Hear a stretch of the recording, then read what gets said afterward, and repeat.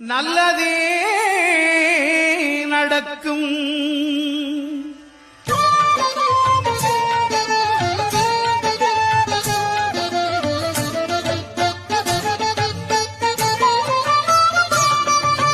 ஒன்பது கோளும் ஒன்றாய் காண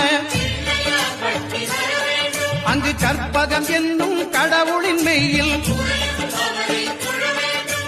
ஒன்பது கோளும் ஒன்றாய் காண